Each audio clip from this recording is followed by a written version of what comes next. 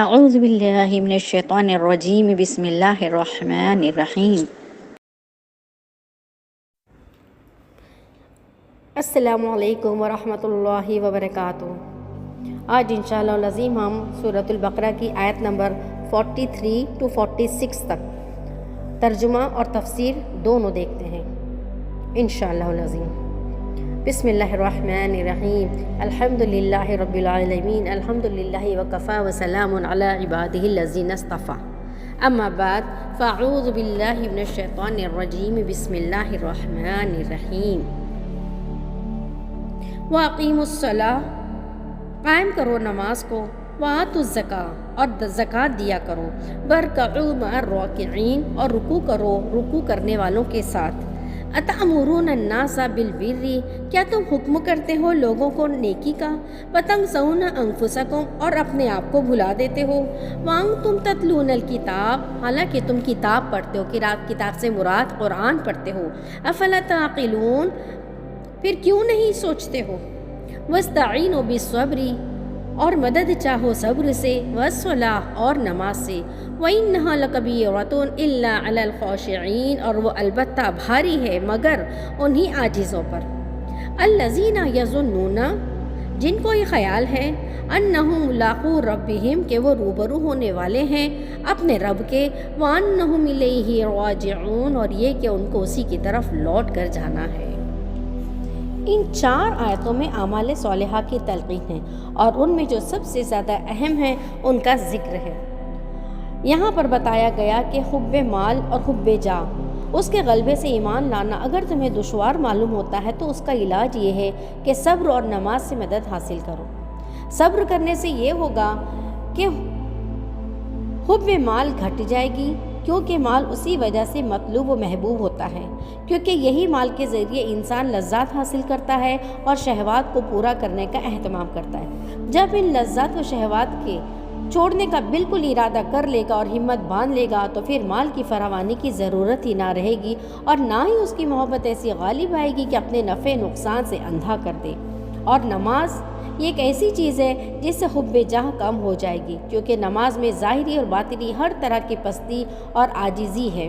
جب نماز کو صحیح ادا کرنے کی عادت ہو جائے گی تو حب جاہ، منصب، تکبر، غرور، یہ سب کچھ گھٹے گا، اور اصل جو وجہ ہے فساد کی، جس کی وجہ سے ایمان لانا دشوار تھا، وہ یہی مال و جاہ کی محبت تھی۔ جب یہ مادہ ہی گھٹ گیا تو ایمان لانا آسان ہو جائے گا۔ ایمان کو آسان بنانے کا جو نسخہ بتایا گیا ہے کہ صبر اور نماز سے کام لو، اس نسخے کا استعمال خود ایک دشوار چیز ہے، خصوصاً نماز کی پابندیوں کا۔ تو اس دشواری کا کیا علاج ہوگا؟ اس کے لیے علاج بتایا کہ بے شک وہ نماز دشوار ضرور ہے، مگر جن کے قلوب میں خشوع ہو اور ان پر کچھ بھی دشوار نہیں، اس میں نماز کے آسان کرنے کی ترکیب بتلا دی گئی۔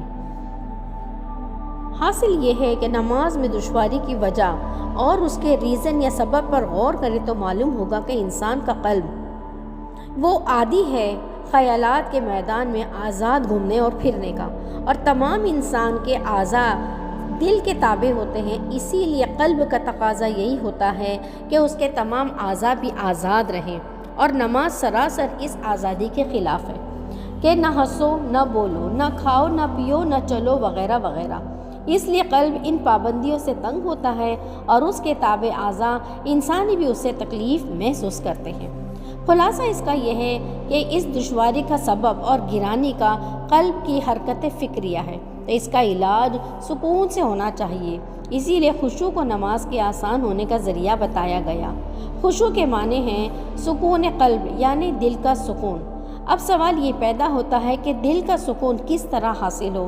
تو یہ بات تجربے سے ثابت ہے کہ اگر کوئی شخص اپنے دل سے مختلف قسم کی فکروں اور خیالات کو ڈائریکٹ نکالنا چاہے تو اس میں کامیابی بہت مشکل ہے، بلکہ اس کی تدبیر یہ ہے کہ انسان کی جو فطرت ہوتی ہے، چونکہ ایک وقت میں وہ 2 طرف متوجہ نہیں ہو سکتا، اسی لیے اگر کسی ایک خیال کے اندر وہ محو مستغرق ہو جائے تو دوسرے خیالات اور فکریں خود بخود دل سے نکل جائیں۔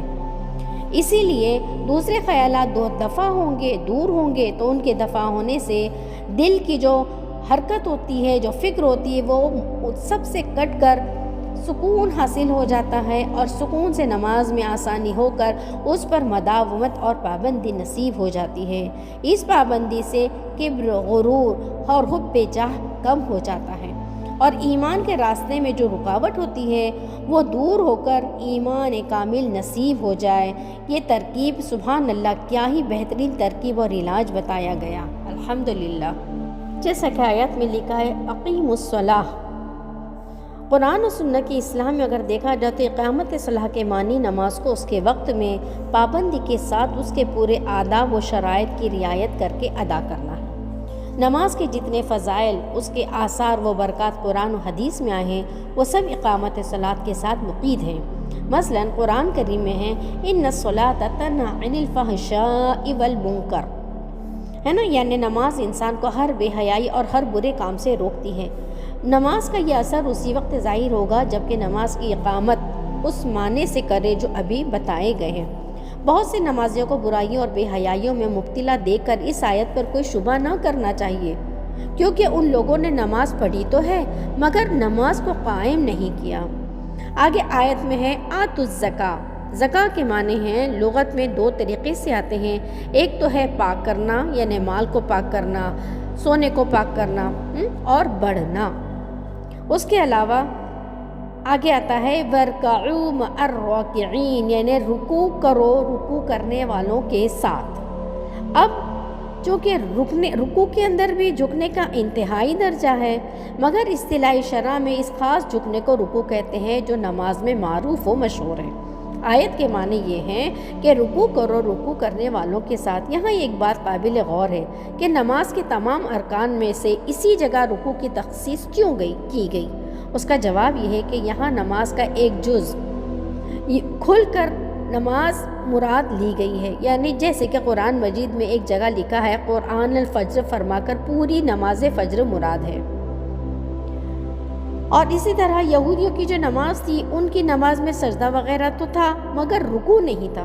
رکوع اسلامی نماز کی خصوصیات میں سے ہے، اسی لیے راکعین کے لفظ سے امت محمدیہ کے نمازی مراد ہوں گے جن کی نماز میں رکوع بھی ہے، اور معنی آیت کے یہ ہے کہ تم بھی امت محمدیہ کے نمازیوں کے ساتھ نماز ادا کرو، یعنی اول ایمان قبول کرو اور پھر جماعت کے ساتھ نماز ادا کرو۔ آگے آیت میں ہے اتأمرون الناس بالبر وتنسون انفسکم۔ اس آیت میں اگرچہ خطاب علماء یہود سے ہے اور علماء یہود کو ملامت کی جا رہی کہ وہ اپنے دوستوں رشتہ داروں کو یہ تلقین کرتے تھے کہ تم محمد صلی اللہ علیہ وسلم کی پیروی کرتے رہو اور دین اسلام پر قائم رہو، مگر خود نفسانی خواہشات سے اتنے مغلوب تھے کہ اسلام قبول کرنے کے لیے تیار نہ تھے۔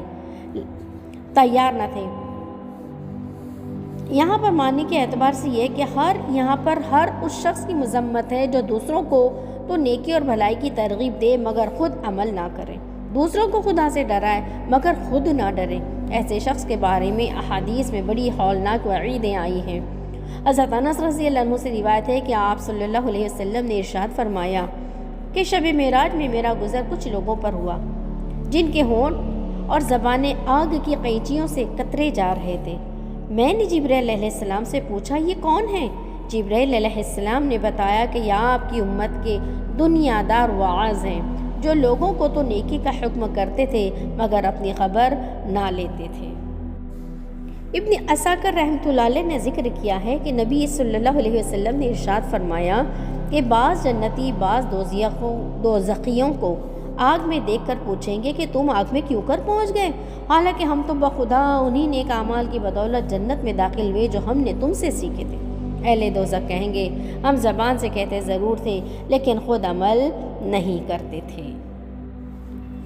اب یہاں ایک بات اور سمجھنے کی ہے کہ بے عمل آدمی کو واعظ کہنا جائز نہیں، مطلب یہ ہے کہ واعظ کو بے عمل نہیں ہونا چاہیے اور دونوں میں فرق صاف ہے، مگر یہاں یہ سوال پیدا ہوتا ہے کہ بے عمل ہونا نہ تو واعظ کے لیے جائز ہے اور نہ غیر واعظ کے لیے، پھر واعظ کی تخصیص کیوں؟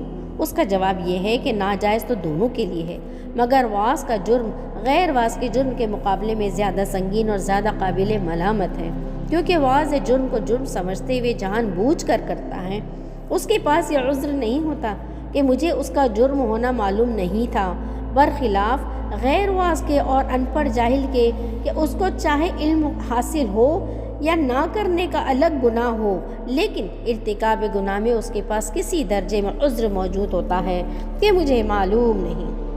اب یہ حب مال جو ہوتا ہے اس کے نتیجے کتنے خطرناک نکلتے ہیں، آئیے اس پر بھی ہم نظر ڈالتے ہیں۔ سب سے پہلا نقصان تو یہ ہے کہ کنجوسی اور بخل پیدا ہوتا ہے، جس کا ایک قومی نقصان تو یہ ہوتا ہے کہ اس کی دولت قوم کو کوئی فائدہ نہیں پہنچاتی۔ دوسرا نقصان خود اس کی اپنی ذات کو پہنچتا ہے کہ معاشرے میں کوئی بھی ایسے شخص کو اچھی نظر سے نہیں دیکھتا۔ دوسرا نقصان مال کی محبت کا یہ ہے کہ خود غرضی پیدا ہوتی ہے، جو مال کی ہوس کو پورا کرنے کے لیے اسے اشیاء میں ملاوٹ، ناپ تول میں کمی، رشوت خوری، مکر فریب، دغا بازی جیسے نت نئے ہیلے سمجھاتی اور سجھاتی رہتی ہے۔ وہ اپنی تجوری پہلے سے زیادہ بھرنے کے لیے دوسروں کا خون نچوڑ لینا چاہتا ہے۔ بالآخر سرمایہ دار اور مزدور کے جھگڑے جنم لیتے ہیں۔ تیسرا نقصان مال کی محبت کا یہ ہے کہ ایسے شخص کو کتنا ہی مال مل جائے لیکن مزید کمانے کی دھن ایسی سوار ہوتی ہے کہ تفریح اور آرام کے وقت میں بھی یہ بے چینی اسے کھائی جاتی کہ کس طرح اپنے سرمایہ میں زیادہ سے زیادہ اضافہ کروں۔ بالآخر جو مال کے اس طرح آرام راحت کا جو ذریعہ بنتا ہے وہ اس کے لیے وبال جان بن جاتا ہے۔ چوتھی بات یہ ہے یا چوتھا نقصان یہ ہے کہ حق بات خواہ کتنی ہی روشن ہو کر سامنے آ جائے مگر وہ ایسی کسی بات کو ماننے کی ہمت نہیں کرتا جو اس کی ہوس مال سے متصادم ہو، مال سے ٹکرا جائے۔ یہ تمام چیزیں بالآخر پورے معاشرے کا امن و چین برباد کر ڈالتی ہیں۔ غور کیا جائے تو قریب قریب یہی حال حب جاہ کا نظر آئے گا۔ حب جاہ یعنی انسان اپنے اسٹیٹس، اپنی پوسٹ اس کا لالچی ہو جائے کہ اس کے نتیجے میں تکبر، خود غرضی، حقوق کی پامالی، ہوس اقتدار کی ہوس اور اس کی خون ریز لڑائیاں اور اسی طرح کے بے شمار انسانیت سوز خرابیاں جنم لیتی ہیں جو بالآخر دنیا کو دوزخ بنا کر چھوڑتی ہیں۔ ان دونوں بیماریوں کا علاج قرآن کریم نے تجویز فرمایا، وَاسْتَعِینُوا بِالصَّبْرِ وَالصَّلَاةِ، اور مدد لو صبر اور نماز سے، یعنی صبر اختیار کرو، یعنی اپنی لذات و شہوات پر قابو حاصل کر لو۔ اس سے حب مال گھٹ جائے گی، کیونکہ مال کی محبت اسی لیے پیدا ہوتی ہے کہ مال کے ذریعے سے دنیا کی لذتیں اور شہوتوں کو پورا کیا جائے۔ جب ان لذتوں اور خواہشات کی اندھا دھن پیروی چھوڑنے پر ہمت باندھ لوگے تو شروع میں اگرچہ کی طریقہ شاق گزرے گا لیکن آہستہ آہستہ یہ خواہشات اعتدال پر آ جائیں گی اور اعتدال تمہاری عادت بن جائے گی۔ پھر مال کی فراوانی کی ضرورت ہی نہ رہے گی، نہ اس کی محبت ایسی غالب آئے گی کہ پھر اپنے نفع نقصان سے اندھا کر دے، اور نماز سے حب جاہ کم ہو جائے گی، کیونکہ نماز میں ظاہری اور باطنی ہر طرح کی عاجزی پستی ہے۔ جب نماز کو صحیح ادا کرنے کی عادت ہو جائے گی تو ہر وقت اللہ کے سامنے اپنی عاجزی اور پستی کا تصور کرنے لگے گا، جس سے غرور اور تکبر اور حب جاہ گھٹ جائے گی۔ آگے آیت میں لکھا ہے الا علی الخاشعین۔ قرآن و سنت میں جہاں خشوع کی ترغیب لکھی ہوئی ہے، اس سے مراد وہ دل کا سکون اور انکساری ہے جو اللہ کی عظمت اور اس کے سامنے اپنی حقارت کے علم سے پیدا ہوتی ہے۔ اس کے نتیجے میں طاعت آسان ہو جاتی، اللہ کی فرما برداری اور اتباع اللہ کے احکام آسان ہو جاتے۔ کبھی اس کے آثار بدن پر بھی ظاہر ہونے لگتے ہیں کہ ایسا بندہ با ادب، متواضع اور شکستہ قلب نظر آتا ہے۔ اگر دل میں خوف خدا اور تواضع نہ ہو تو چاہے وہ ظاہر میں کتنا ہی با ادب اور متواضع نظر آئے، وہ خشوع کا حامل نہیں ہوتا۔ حضرت عمر رضی اللہ عنہ نے ایک نوجوان کو دیکھا کہ سر جھکائے بیٹھا ہے، فرمایا سر اٹھا، خشوع دل میں ہوتا ہے۔ اسی طرح ابراہیم نقی فرماتے ہیں کہ موٹا کپڑا پہننے، موٹا کھانے، سر جھکانے کا نام خشوع نہیں۔ خشوع تو یہ ہے کہ تم حق کے معاملے میں شریف اور رذیل کے ساتھ یکساں سلوک کرو، اور اللہ نے تو جو تم پر فرض کیا ہے اسے ادا کرنے میں اللہ کے لیے قلب کو فارغ کر لو۔ حضرت حسن رحمت اللہ علیہ کا ارشاد ہے کہ حضرت عمر رضی اللہ عنہ جب بات کرتے تو سنا کر کرتے، جب چلتے تو تیز چلتے، جب مارتے تو زور سے مارتے تھے، حالانکہ بلا شبہ وہ خشوع رکھنے والے تھے۔ خلاصہ یہ ہے کہ اپنے قصد و اختیار سے خاشعین کی صورت بنانا شیطان اور نفس کا دھوکہ ہے اور مذموم ہے۔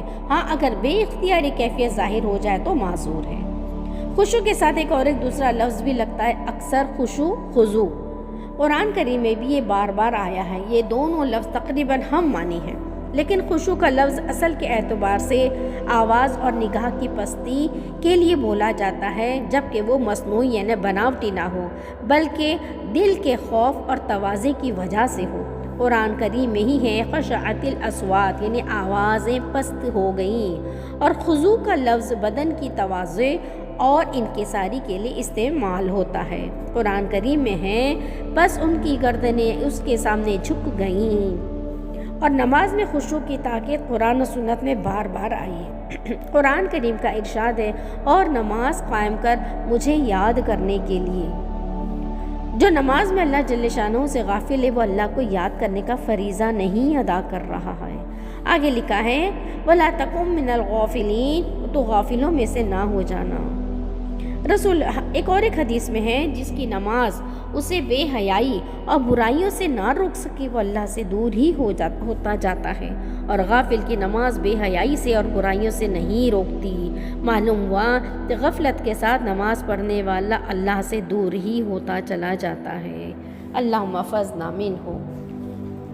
خشوع ایک باطنی کیفیت ہے، ایک اندرونی کیفیت ہے، اس لیے انہوں نے خشوع کو پوری نماز میں شرط نہیں دیا امام غزالی رحمۃ اللہ علیہ نے، بلکہ خشوع کے ادنیٰ مرتبے کو شرط کہا، اور یہ کم از کم تکبیر تحریمہ کے وقت محض اللہ کی عبادت و تعظیم کی نیت کر لے۔